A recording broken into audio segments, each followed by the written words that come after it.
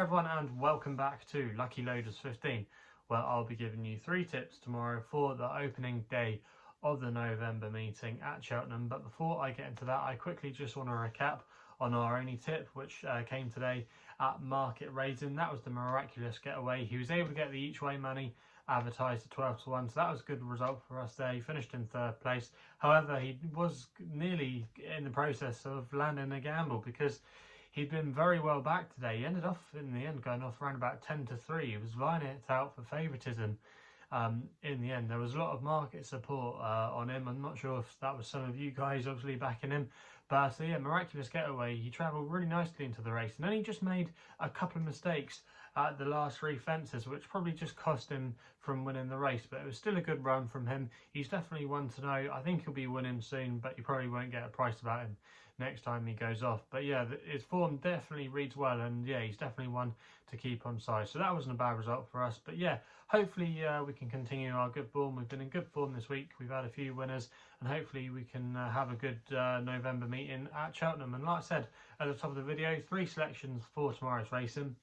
We're going to be going with my nap, which runs in the 145 with a horse called Magic Saint for Angus Cheltenham, claiming 5, and he's riding for Paul Nicholls. Currently available at 3 to 1 at the time recording, and I'm going to recommend a 1-point win bet here.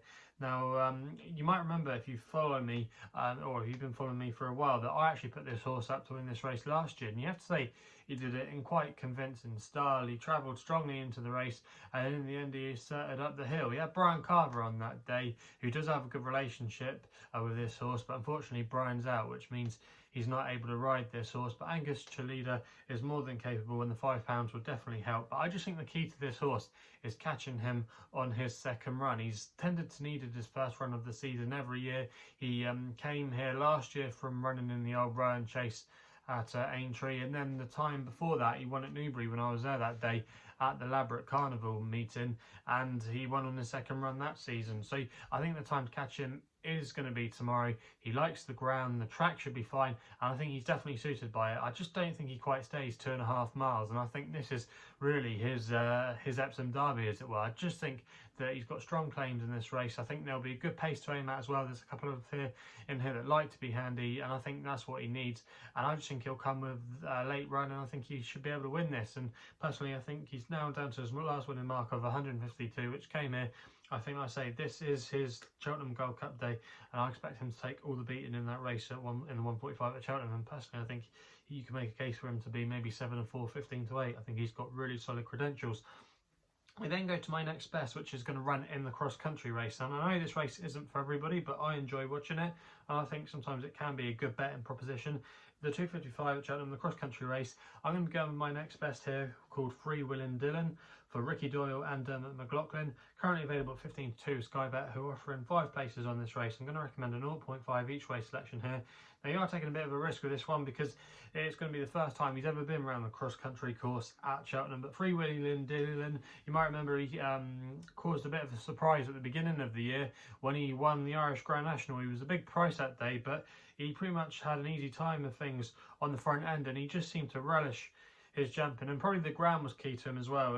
It wasn't a heavy ground Irish National. You know, he was suited by the better conditions, and he's going to be suited by them tomorrow, because there could be a bit of rain at Cheltenham tomorrow, but not a significant amount of rainfall to make it really soft ground. It's going to be good to soft at worst, so the ground should really suit him. And the key to Freewheelin Dylan is probably arriving here fresh. He always seems to run well after break, so the fact this is going to be his first run since the summer, that's definitely a positive for him.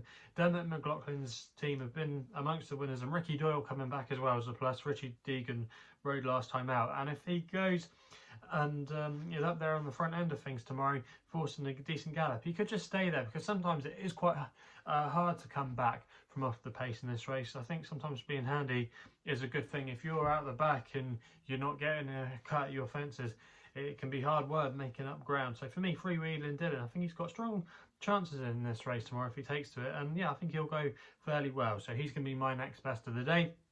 We then go to the 4 o'clock at Cheltenham for my long shot, and I can believe the price of this horse when I was looking at this race, and that's Vocal Duke for Kevin Brogan and Toby Laws. I thought he personally should be up there vying for favouritism, because he's been very progressive on his last couple of starts. He arrived here seeking the hat-trick after wins at Utoxeter, and he was last seen winning at Fakenham. He was raised £7 for that Fakenham victory, but I thought he won with any amount in hand, and the form actually has worked out okay, because the third place horse, Glimpse of Gold, ran the flat jockeys can jump race at Lingfield earlier in this week. Obviously it's hard to know, but he did beat a hot pot of Paul Nicholls, who had won the time before.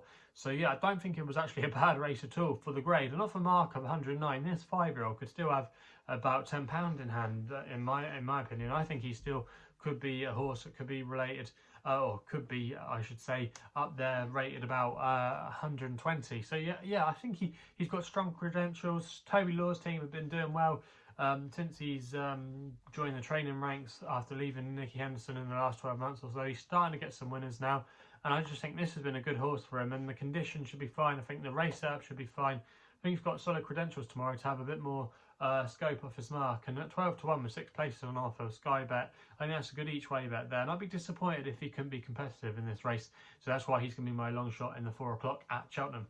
So they're the 3 selections for tomorrow's racing. Let me know in the comments box below what you'll be back in tomorrow at Cheltenham. Also as well, if you're enjoying these videos, remember to subscribe here and hit the thumbs up button. If you want to follow me on social media, Twitter is the place to do so, where my handle is at LuckyLoader15. And if you want to find out a little bit more about myself, my website is www.chrisloaderracing.co.uk. So please gamble responsibly. Hopefully we can have some winners for you tomorrow, and we'll be seeing you soon.